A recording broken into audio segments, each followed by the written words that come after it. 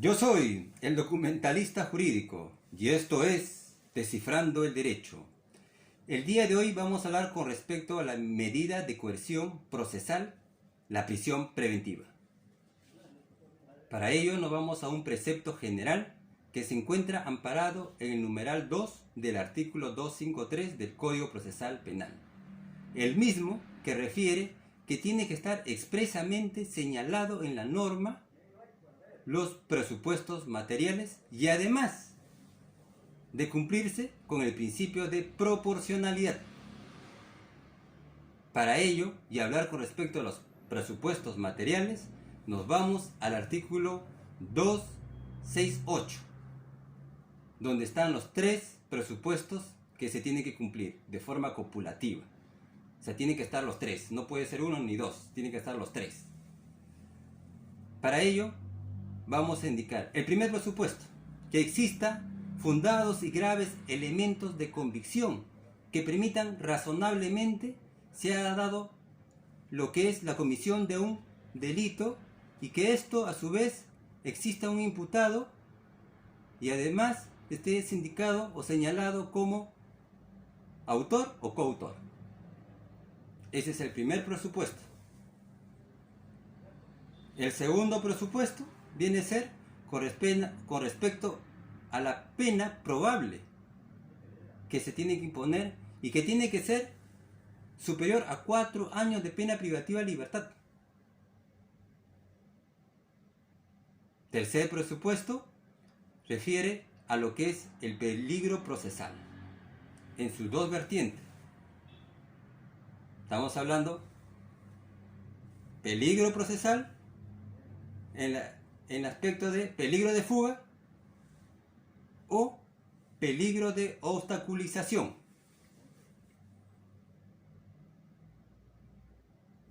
Para ello también vamos a indicar que existe un acuerdo plenario entre muchos y también casaciones, pero en este momento vamos a desarrollar el acuerdo plenario número 1 del año 2019, donde se ha fijado doctrina legal en varios fundamentos. El mismo que guarda relación con el artículo 368, o sea, con los presupuestos.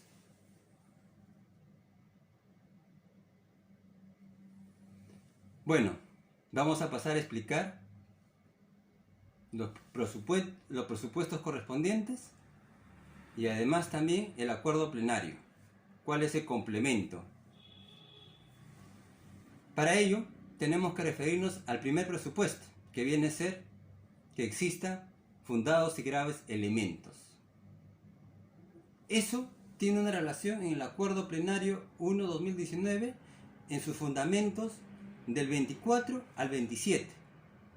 En ese fundamento del Acuerdo Plenario indica con respecto a la sospecha grave o sospecha fuerte. ¿Qué quiere decir esto? Ya muchos doctrinarios, inclusive la Corte Interamericana de Derechos Humanos, ha señalado la importancia de este presupuesto. ¿De qué forma? De que los elementos de convicción, para empezar, tienen que ser varios, corroborados, interrelacionados entre sí y además también de forma individual tiene que haber como un filtro. Vale decir, si el fiscal propone un elemento de convicción, para empezar, de forma individual se tiene que analizar si ese elemento de convicción es legítimo o ha sido legitimado o ha sido de acuerdo a los protocolos, manuales correspondientes para poder, digamos, considerarse como un elemento de convicción. Digamos, un acta de intervención de registro personal policial que no tenga la firma de los policías, o quizás no tiene ubicación real donde han sido los hechos. Entonces, hay un defecto. Entonces, todo eso se tiene que verificar. Primero, verificar de forma individual, que este elemento de convicción de forma individual esté de acuerdo a ley y que ha llegado hasta ahí de forma legítima. la legitimidad que se refiere. Y además, este elemento de convicción tiene que servir para corroborar los demás elementos de convicción. Y finalmente, de forma conjunta, se tiene que valorar. Primero individualmente, de forma conjunta. Y tiene que ser varios, para que pueda existir un elemento de convicción con lo que es una sospecha fuerte. Eso es lo que señala. Y además, también el juez de la investigación preparatoria, que de alguna manera va a ver en audiencia el requerimiento de prisión preventiva, tiene que evaluar de una manera imparcial. Motivos por los cuales se tiene que respetar lo que señala la Constitución y la Corte Interamericana de Derechos Humanos y otros tratados internacionales que se ha firmado. Entonces, hemos hablado del primer presupuesto con respecto a los elementos de convicción. Ahora, dentro de ese primer presupuesto existe también que dice que se ha cometido un ilícito penal. ¿Qué quiere decir eso? Que los hechos fáticos de a quien se le está incriminando un acto ilícito tiene que estar dentro de la norma del Código Procesal Penal, en su parte especial. ¿Qué delito es? Si bien es cierto, no vamos a ver el tema de la tipicidad, porque eso no es el momento adecuado, pero tiene que haber una presunción de que es un delito, por las cuales hay elementos de convicción. Y el otro tema que refiere al imputado y que sea autor o coautor, eso también refiere que tiene que haber sujetos procesales vinculados o que de alguna manera se le está incriminando. Por eso la importancia de ese primer presupuesto, tanto que existan fundados y graves elementos de convicción. O sea que los elementos de convicción tienen que estar sólidos, fuertes. No pueden ser temas digamos, sugestivas, mucho menos conjeturas. No puede ser así. Tiene que ser sólidos. Por ello, también el acuerdo plenario, en lo que es su fundamento 34 al 55, desarrolla con respecto a los requisitos. Y señalan dos requisitos. Esos dos requisitos es el delito grave y peligro procesal. Y hace referencia a los presupuestos 2 y 3 del artículo 268. Cuando dice delito grave, hace referencia al presupuesto 2 del artículo del presupuesto material, que es la pena probable sea superior a 4 años de prisión efectiva. Ahora, al momento de plantear, digamos, el fiscal su requerimiento de prisión preventiva, tiene que señalar cuál es la pena probable, la pronexis de la pena. ¿Qué quiere decir? Si el delito dice entre 5 a 10 años, o si el delito dice de 2 a 6 años, de acuerdo al bien jurídico protegido. Pero también se tiene que evaluar las circunstancias. Para ello tiene que ver el artículo 46, el artículo 46A, con respecto al artículo 21 del Código Penal, que de alguna manera son las circunstancias. Puede ser atenuantes, agravantes, o el tema de ambos, mixtos. Y además tiene que ver también el tema de la edad. Todas esas cosas hace de que el fiscal va a proponer una pena probable. Si la pena probable sea 3 años, bueno, está en vano de pedir una prisión preventiva, ¿no? Tiene que ser superior a los 4 años, 5, 6, 7 años. Pero cuando hace referencia a delito grave el acuerdo plenario, estamos hablando de que referencialmente, o sea, hay una presunción. Todavía no se está condenando. Simplemente se está hablando que probablemente llegue a un fin más adelante de ese tipo de sanción. Pero también es a evaluarse. Ahora, con respecto a lo que es el peligro procesal, como ya le había señalado, existe lo que es el peligro de fuga y peligro de obstaculización. Con respecto al peligro de fuga, existe también un amparo legal, que viene a ser el artículo 269, donde señala básicamente varios presupuestos a cumplir. ¿Qué quiere decir? En este caso, cuando hablamos de peligro de fuga, la importancia de los arraigos que pueda tener el imputado. ¿Y a qué nos referimos con arraigos? Uno, ejemplo, arraigo familiar, arraigo laboral, ¿no? Que son lo básico. Pero no basta con decir de que yo tengo un domicilio donde vivir. O ¿sabes qué? En mi DNI figura mi dirección exacta. No. Además se tiene que aportar elementos de convicción que refiere, por decir, una constancia del notario que certifica, un certificado domiciliario, que vive ahí. Además, suministros de agua y luz, o contrato de alquiler. Entonces, de esa manera hablamos de arraigo domiciliario. Y si hablamos de arraigo familiar, partida de matrimonio, partida de nacimiento, pero no basta con partida de nacimiento, también se tiene que aportar de que si tiene un menor en colegio, su recibo, su constancia de notas, sus gastos que puedas hacer.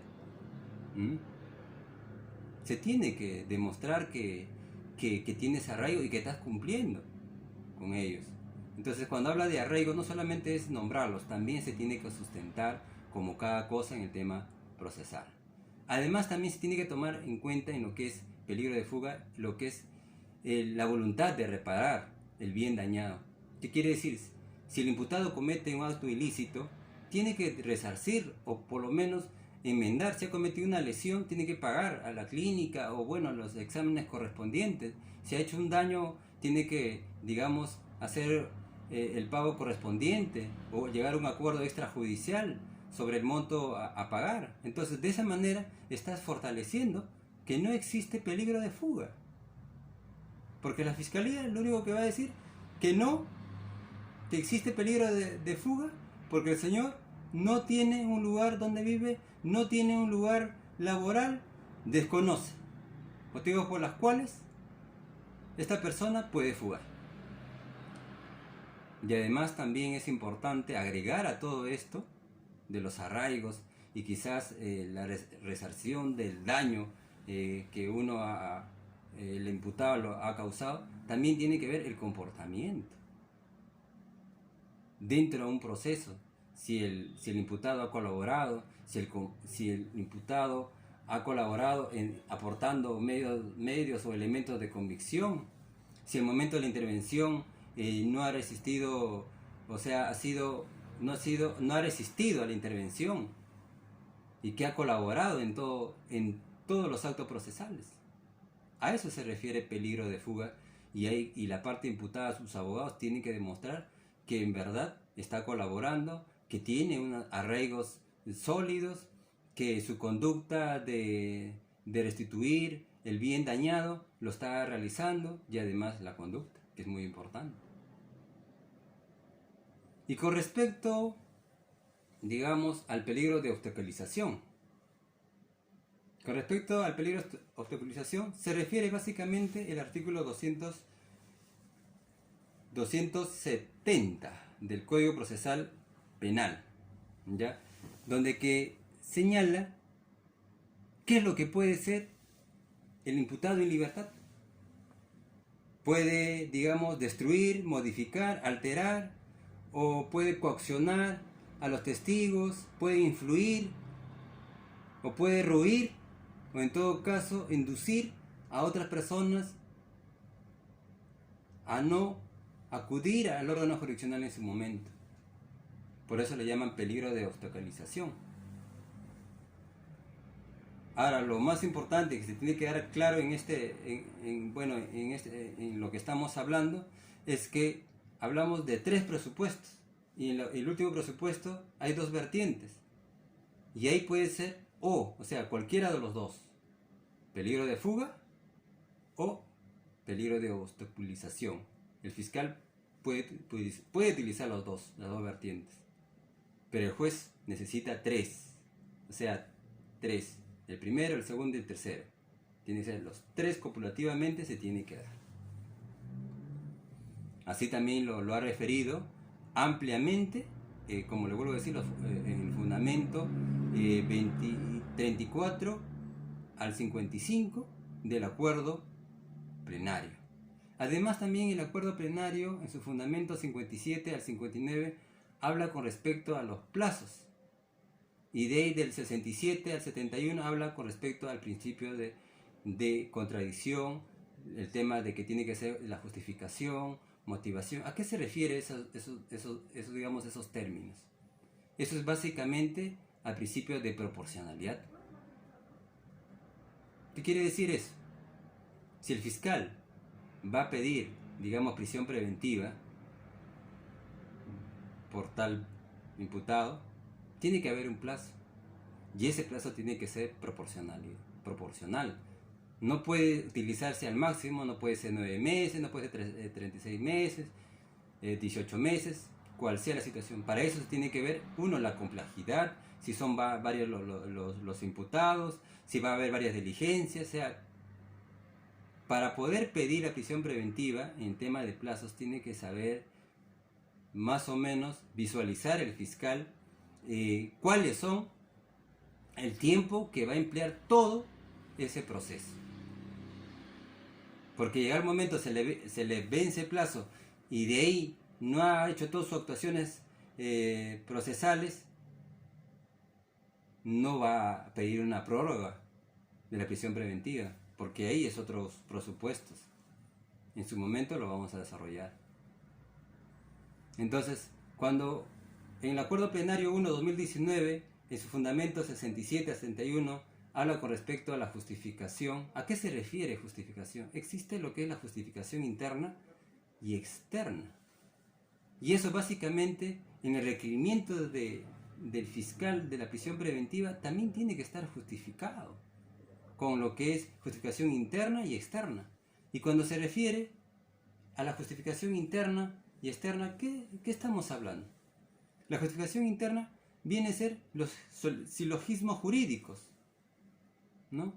Estamos hablando de los hechos fácticos, estamos hablando de la consecuencia jurídica y además la conclusión de ellos. O sea, tiene que haber una lógica, una coherencia, y eso tiene que estar nombrado en la norma jurídica. Y además la justificación externa, que viene a ser las normas principios o las normas reglas. Así como el fiscal tiene que hacer una justificación, el juez también en su auto de prisión preventiva, si se da el caso, también tiene que justificar y motivar de acuerdo a la ley. Eso lo exige. ¿Ya? Entonces, resumiendo, para ello es importante 2 elementos que ya lo hemos señalado en el artículo 253, el numeral 2, que pide que esté expresamente indicado. Y eso que dice expresamente es el artículo 268 del Código Procesal Penal y el principio de proporcionalidad que hemos desarrollado de acuerdo al Acuerdo Plenario 1 del 2019, que fija, digamos, una doctrina legal. Ahora bien,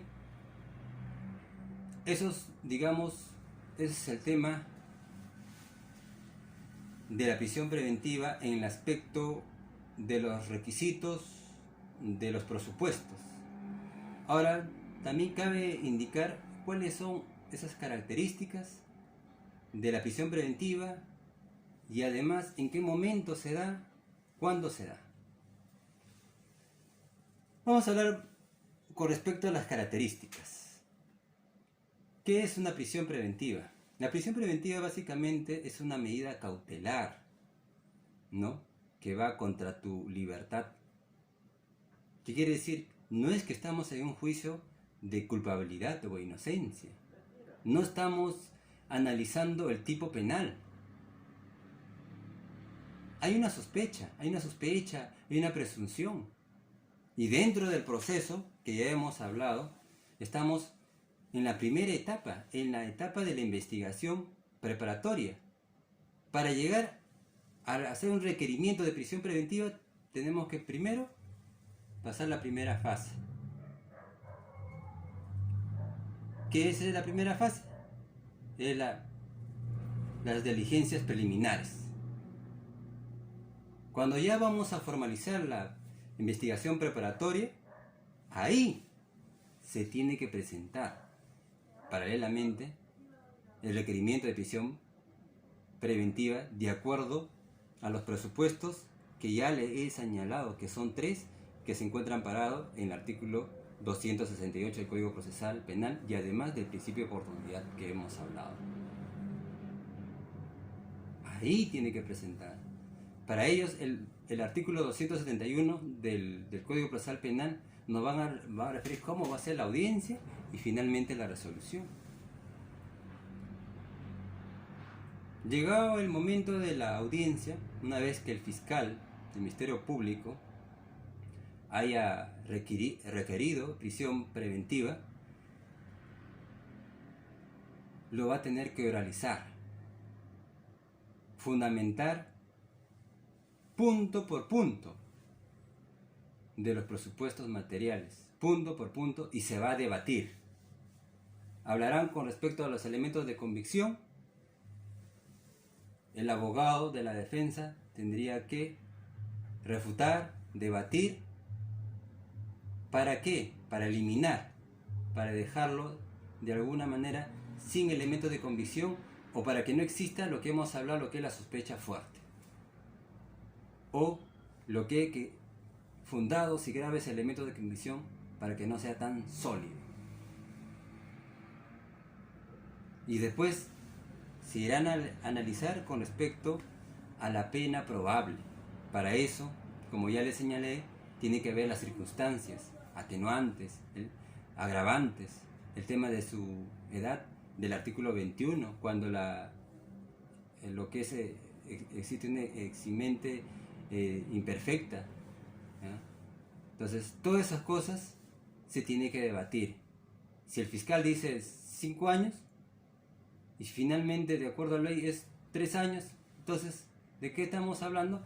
De que el segundo requisito no está cumpliendo y automáticamente tiene que declararse infundado la prisión preventiva. Y después se pasará a discutir con respecto al último presupuesto, que es el presupuesto básicamente del peligro procesal.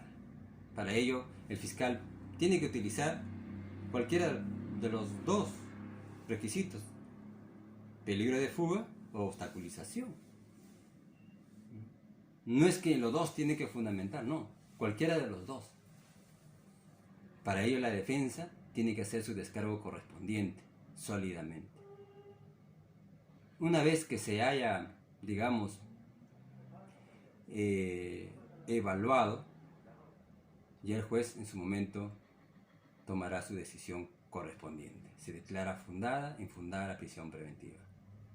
Pero permíteme recordar que la medida cautelar de prisión preventiva, que es un tema de coerción, tiene 4 características, que es excepcional. O sea, no es la regla, no se está condenando, es algo excepcional, momentáneo. Tiene que ser, también es un tema de instrumental. ¿Qué quiere decir esto? ¿No? ¿Qué quiere decir que es instrumental? De que de esta manera se asegura si más adelante a esta persona se le condena y puede irse, o puede desaparecer, o puede obstaculizar, como dice. Para eso sirve, para que sea más rápido y para que no pueda de alguna manera liberarse de la condena o sanción correspondiente. Y la otra característica también importante es provisional, que quiere decir de que pueden presentar un cese de prisión preventiva, pueden solicitar otra medida cautelar correspondiente, y de hecho es variable en cualquier momento.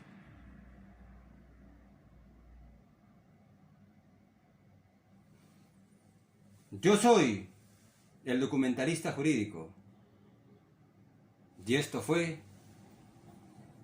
Descifrando el Derecho. Muchas gracias.